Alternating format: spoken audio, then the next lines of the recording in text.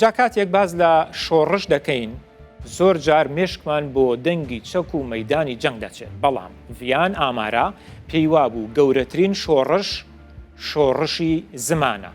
سەعادەت ئاکن کە بە ڤیان ئامارە دەناسرێت یەکێکە لە سیمبولە هەر دیارەکانی تێکۆشانی ژنان و بسووتنەوەی زمانی کوردی بە تایبەتی لە ڕۆژاوای کوردستان کە تەواوی ژیان و وزەی خۆی بۆ پاراستنی شوناس و نەتەوەی تەرخان کرد.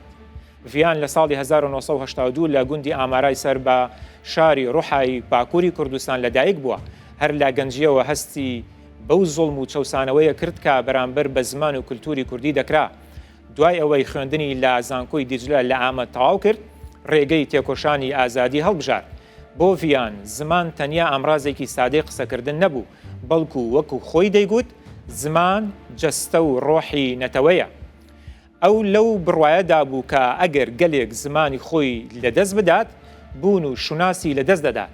ئەم ژنە تێکۆشەرە ڕۆڵێکی بنەڕەتی هەبوو لە پێگەیاندنی سەدان مامۆستای زمانی کوردی و داڕشتنی پرۆگرامی خوێندن. یەکێک بوو لە دامەزرێنەرانی سیستمی پەروەردەی کوردی و لە هاوئاهەنگیەکی بەردەوامدا بوو لە نێوان شاخ و شار بۆ ئەوەی زمانەکە لە فەوتان بپارێزێت.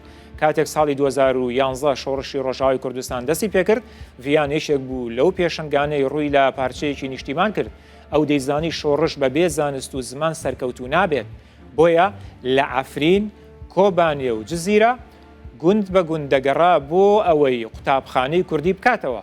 ئەو سیستەمە پەروەردەیی ئێستا لە ڕۆژاوای کوردستان هەیە و منداڵان تێیدا بە زمانی دایکیان دەخوێنن بەرهەمی ڕنج و ماندووبوونی ڤیان ئامارایە.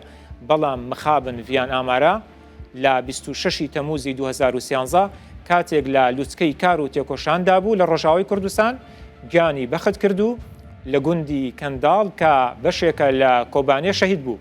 ئەمڕۆ ناوی ڤیان ئامارە لەسەر دەیان قوتابخانە ئەکادیمیا ناوەندی زمانی کوردی لە کوردستان و لە ئەوروپاش هەیە.